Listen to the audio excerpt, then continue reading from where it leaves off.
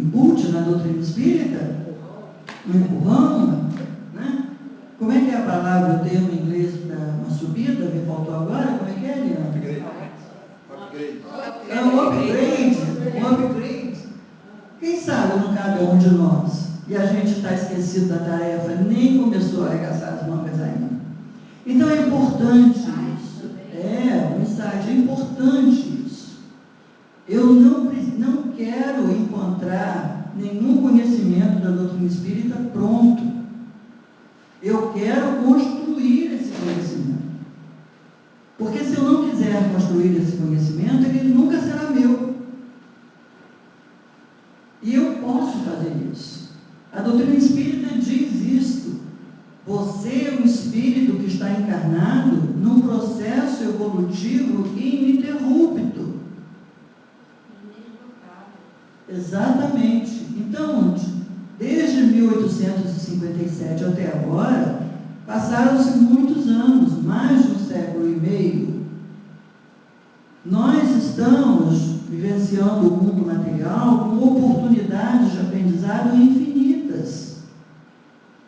Portanto, não podemos ficar prisioneiros de coisas pequenas quando o assunto é o crescimento espiritual, que é o único que não tem limites. É o único que não tem limites. A ciência agora prova que o único sistema do nosso corpo imune ao envelhecimento é o cérebro. Antigamente dizia o contrário, que as células cerebrais não se regeneravam, não se multiplicavam e que no determinado momento da vida entravam num processo de regressão. E agora a ciência diz o contrário.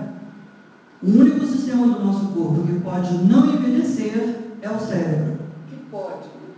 Que pode não envelhecer. Pode não envelhecer, é o cérebro. Desde que nós lhe ofereçamos todos os dias o material que o mantém saudável. Esse material chama-se conhecimento, reflexão, aprendizado. A cada vez que nós estamos refletindo, a cada vez que nós estamos pensando arduamente em alguma coisa, estamos estabelecendo novas conexões neurais, estamos fazendo com que os nossos neurônios se vivifiquem, trabalhem melhor e ampliem a nossa capacitação. Porque o cérebro é o meu instrumento de trabalho neste corpo.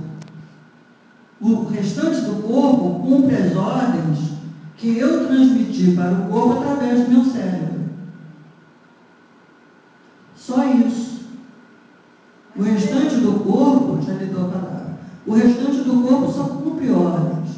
Então é muito interessante que nós estejamos ligados a um arcabouço material em que o sistema que trabalha diretamente influenciado por mim, o espírito que está comandando, é imune à perda, é imune ao envelhecimento. Diga, né? Mas é assim, quer dizer, eu acho que eu estou falando um pouco como professora, não como... a gente não é dona do conhecimento. O nosso espírito foi mal. Tudo bem. O espírito, ele nos conduz à produção daquele conhecimento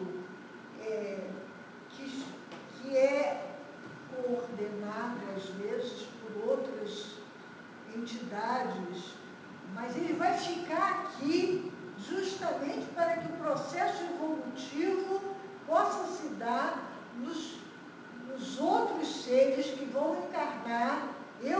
Claro que o espírito que eu sou vai levar essa quantidade de conhecimentos que eu adquiri, que eu produzi, que eu ajudei a construir, mas é para ele ficar aqui para que o planeta São dois aspectos. O que a gente precisa entender é o seguinte, que quando nós desencarnamos e levamos conosco toda essa bagagem de produção, o mesmo que nós levamos fica. Exatamente. Entendeu? Para dizer coisa boa. Fica. É uma coisa complicada, é como aquela história do buraco, né? O que é, que quanto mais você tira, mais cresce. É o buraco, é a mesma coisa. Quer dizer, quanto mais a gente partilha aquilo em que a gente se transforma, mais a gente aumenta aquilo que está se transformando. É importante a gente entender isso. Buscar o conhecimento calcado em si mesmo não é um ato de egoísmo, porque você só pode dar aquilo que você tem. Ninguém dá o que não tem. Né? Quando Jesus ensina amar a Deus sobre todas as coisas e ao próximo como a si mesmo, ele dá um modelo de amor. Como que é para amar o próximo? Com o mesmo amor que temos por nós. Então a gente tem que primeiro se amar. Tem que primeiro se amar. Isso não é um ato de egoísmo, não. Porque é um preâmbulo, é um momento prévio em que você constrói como propriedade sua o que você vai dar ao outro. Eu não posso dar ao outro o que eu não tenho. Então, quanto mais eu cresço espiritualmente, mais eu tenho para colaborar com o conjunto todo do progresso. Ainda que o móvel inicial dessa busca tenha sido fazer progresso em mim mesmo. Gente, não existe humanidade sem o homem. Não existe. Não existe. A gente não pode se referir à humanidade como alguma coisa que exista sem nós. O que é a humanidade? É o somatório de cada um dos seres humanos. Não tem outra coisa. A humanidade é uma sociedade que apresenta a mesma característica de seus sócios. Os sócios somos nós. Então, porque a humanidade está terrível, porque a humanidade está perdida. Bobagem, bobagem. Isso não existe. Nós somos os sócios e temos feito a humanidade cada vez maior na medida em que melhor nos tornamos. Haverá um momento em que a humanidade será essa unidade de confraternização. Ainda não é, porque ainda não alcançamos o nível evolutivo adequado. Mas vejam como tudo colabora. Criamos meios de transporte que nos conectaram uns aos outros, criamos meios de comunicação que têm nos conectado. Às vezes eu ouço notícias assim, em 1920 a humanidade falava não sei quantos idiomas. De lá até agora perderam-se X%. E eu não consigo lamentar isto. Posso estar errada, não estou dizendo que eu estou certa, não. Mas o que eu estou querendo dizer é o seguinte: quanto menos idiomas nós falarmos, maior a compreensão entre nós. Maior a compreensão entre nós. Por isso que quiseram criar o Esperanto, né? Mas como não é um processo que possa vir de fora para dentro, né? Então lembra a história bíblica, os homens se desentenderam lá na construção da Torre de Babel e surgiram os idiomas. Ou seja, quando os homens voltarem a se entender, os idiomas terão todos se unificados. Qual vai prevalecer? Não interessa. Vai prevalecer o idioma do amor, o idioma da fraternidade, é isso que vai prevalecer. Então, hoje nós estamos aqui estudando esse processo histórico, mas não estamos nos preocupando em decorar data, em decorar nome, em decorar fatos. Nós estamos buscando extrair a essência disso tudo. Era a espiritualidade trabalhando, eram os espíritos encarnados com aquela missão, ganhando a condição para trabalhar, e a obra surgindo. Estava pronta? Não, estava iniciada. Isso é muito importante.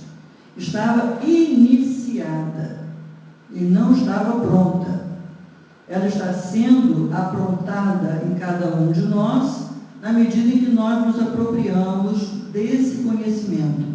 não desse conjunto de informações, mas de conhecimento. Mas aí também pode ser que ela nunca vai estar realmente... Nunca vai estar concluída. Cada um que nasce começa a Exatamente. E aquele que decide, que desencarna, também deixa algumas coisas. Essa é a essência da compreensão, Márcia. Essa é a essência. Entendeu? Dizem que em um determinado momento Sócrates falou que tudo que ele sabia era que nada sabia. Né? Eu não ouvi Sócrates dizendo isso, se eu estava lá eu esqueci. Mas eu acredito que ele possa ter dito mesmo. E a gente pode fazer uma analogia com a postura que a gente encontra em pessoas que sabem pouco. Não sei se vocês já observaram isso. As pessoas de pouca cultura, elas são cheias de certezas absolutas. Já observaram isso? O mundo é muito pequeno. É muito pequeno. Então, não, isso é assim, eu tenho certeza.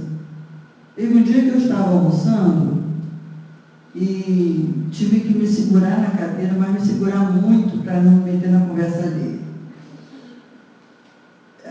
Esse restaurante por quilo é assim, né? A gente divide a conversa com a outra família, mas era um casal e mais uma pessoa, e a mulher que compunha o casal estava vindo do médico com o diagnóstico de sinusite, que é um processo infeccioso. Então, que eu tinha ido ao médico, tinha levado a radiografia, e que o médico tinha lhe dito que ela estava com sinusite, havia receitado antibiótico X para tomar por 7 dias, e mais isso e mais aquilo. Até aí tudo bem. E aí a interlocutora diz assim: imagina se você vai tomar antibiótico por 7 dias. É demasiado. Assim que diminuírem os sintomas, você pode suspender o uso do antibiótico. E eu tive que ouvir essa barbaridade, porque isso bota a vida da pessoa em risco. O que acontece? Quando você toma um antibiótico, que vai matar o germe que está causando a infecção, os germes mais fracos são os primeiros que desistem. A quantidade do antibiótico vai aumentando na corrente sanguínea, atinge uma concentração adequada para o efeito e começa a matar as bactérias. Mata primeiro os germes mais sensíveis. À medida que você vai mantendo aquela concentração no ponto ideal, os mais fortes também não conseguem sobreviver. E aí é debelada a multiplicação celular, o sistema imunológico entra em ação e a infecção acaba. Então, quando você interrompe o antibiótico no segundo ou no terceiro dia, você só deu conta dos germes frágeis. Então, se você tiver ali naquela população de germes um ou outro indivíduo mais resistente, ele vai se reproduzir. E aí, quando você for tomar aquele antibiótico, ele não serve mais. A gente diz assim: o antibiótico provocou resistência. Não provocou, selecionou os resistentes. E aí você tem que usar um outro antibiótico, que nem sempre existe. Às vezes aquela espécie, aquela cepa resistente que surgiu nesse processo, não é sensível a nenhum antibiótico. E aí você fica rezando para o paciente não morrer. Então, a pessoa, quando disse, imagina tomar 7 dias de antibiótico, era o ignorante cheio de certeza. E eu fiquei pensando, gente, eu falo ou não falo? Claro que eu não falei, né? Era o crime da mala. Eu dizia, peraí um pouquinho, não é nada disso. Eu fiquei pensando, tomara que a ouvinte não siga esse mau conselho. Então, quanto menor o universo de cultura, menos a gente compreende e mais simplifica. Porque a gente não conhece a complexidade, a gente vai criando essas certezas absolutas.